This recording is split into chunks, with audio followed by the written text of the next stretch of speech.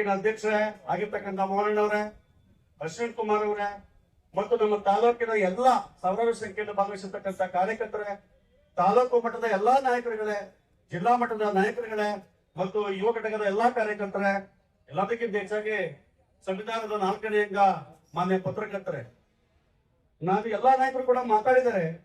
ನಾನು ಜಾಸ್ತಿ ಮಾತಾಡ್ಲಿಕ್ಕೆ ಹೋಗಲ್ಲ, ಮಾತಾಡಿದ್ರೆ ಸಾಕು ಸುಮ್ಮನಿದ್ದೆ ನಾನು. ಯಾಕೆ ಬಹಳ ಚೆನ್ನಾಗಿ ಮಾತಾಡಿದ್ದಾರೆ, ಬಹಳ ಸೊಗಸಾಗಿ ಮಾತಾಡಿದ್ದಾರೆ, ವಾಸ್ತವ ಮಾತಾಡಿದ್ದಾರೆ. ನಾನು ಕೂಡ ರಿಪೀಟ್ ಮಾಡೋದು ಬೇಡ ಅಂತೇಳಿ ಮಾತಾಡೋದು ಬೇಡ ಅಂತ ತೀರ್ಮಾನ ಮಾಡಿದ್ದೆ. ಬಟ್ ನಿಮ್ಮ ಒಂದು ಆಸೆಯಂತೆ ಮಾತಾಡ್ಲಿಕ್ಕೆ ಇಚ್ಛೆ ಪಡ್ತೀನಿ.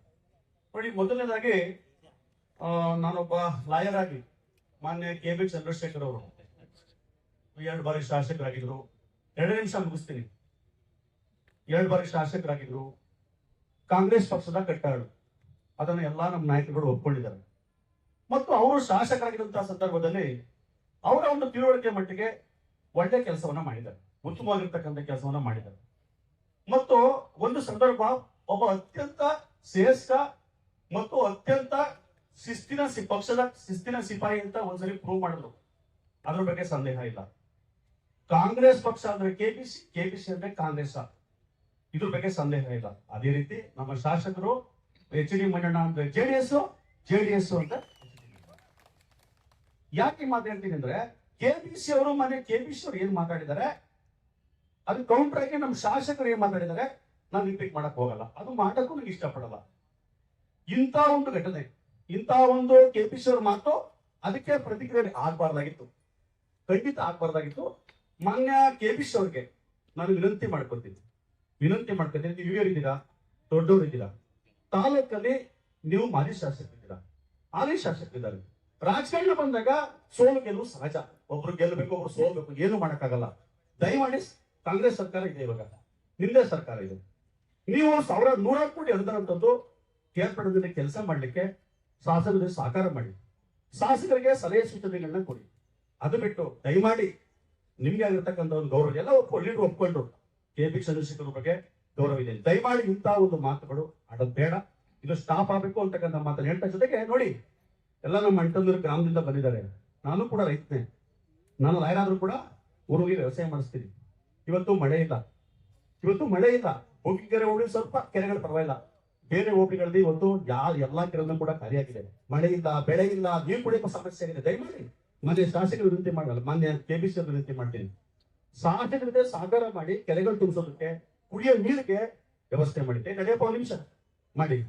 ಅದು ಬಿಟ್ಟು ಇಂಥ ಒಂದು ವ್ಯವಸ್ಥೆ ಬೇಡ. ಮತ್ತೆ ಸನ್ಮಾನ್ಯ ಮಹೇಶ್ ಅವರು, ಸುಂದಿರಪ್ಪ, ಸನ್ಮಾನ್ಯ ಕೆ.ಬಿ. ಮಹೇಶ್ ಅವರು ಮಾತಾಡಿದ್ದಾರೆ.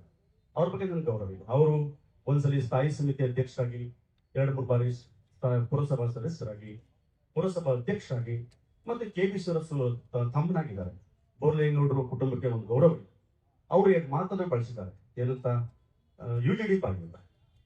ನಾನು ಮಹೇಶ್ ಅವ್ರಿಗೆ ಹೇಳಲಿಕ್ಕೆ ಇಚ್ಛೆಪಡ್ತೀನಿ, ನಿಮ್ಮಂತ ಒಬ್ಬ ವ್ಯಕ್ತಿ ಇಲ್ಲ, ಕಾಂಗ್ರೆಸ್ ಪಕ್ಷದ ಒಬ್ಬ ವ್ಯಕ್ತಿ ಇಲ್ಲ, ಇಂಥ ಒಂದು ಯುಜಿಡಿ ಬಾಯ್ ಅಂತಕ್ಕಂಥ ಮಾತನ್ನ, ಶಾಸಕರ ಬಗ್ಗೆ ಆಗಿರ್ತಕ್ಕಂಥ ಮಾತನ್ನ ನಾನು ಖಂಡಿಸ್ತೀನಿ ಅಂತಕ್ಕಂಥ ಮಾತನ್ನ ಹೇಳಲಿಕ್ಕೆ ಇಚ್ಛೆಪಡ್ತೀನಿ. ಜೊತೆಗೆ ತಮಗೆ ಗೊತ್ತಿದೆ ನೋಡಿ, ಇವತ್ತು ಶಾಸಕರನ್ನ ತಾವು ಯುಜಿಡಿ ಬಾಯ್ ಅಂತ ಹೇಳ್ತೀರಿ.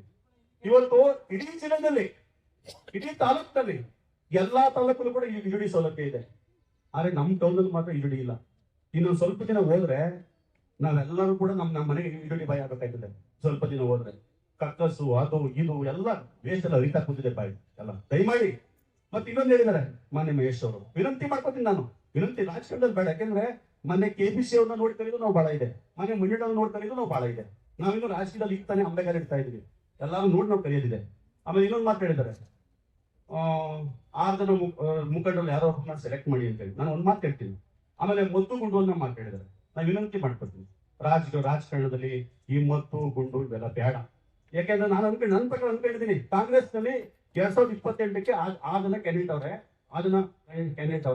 ಅದರಲ್ಲಿ ಕೆ.ಬಿ. ಮಹೇಶ್ ಅವರು ಕೂಡ one of the MLA candidate ಅಂತ ಅನ್ಕೊಂಡಿದ್ದೀನಿ. ನೀವು ಕಾಂಗ್ರೆಸ್ ನಲ್ಲಿ MLA ಕ್ಯಾಂಡಿಡೇಟ್ ಅಂತ ವ್ಯಕ್ತಿ ಇಂತ ಇದನ್ನ ಮಾತ್ರ ಮೊಟ್ಟುಗುಡುವ ಮಾತನ್ನ ಬಳಸಬಾರ್ದು. ಖಂಡಿತವಾಗಿ ಇದನ್ನು ಒಪ್ಪಲ್ಲ. ದಯಮಾಡಿ ಮುಂದೆ ನಮ್ಮ ಒಂದು ಪ್ರೆಸ್ ಮೀಟ್ಗೆ ಕೌಂಟರ್ ಆಗಿ ಮಾತಾಡೋದು, ಇನ್ನೊಂದು ಮಾತಾಡೋದು ಬೇಡ. ರಾಜಕೀಯದಲ್ಲಿ ಇಂಥ ಒಂದು ವಾಕ್ಸಮರ ಬೇಡ.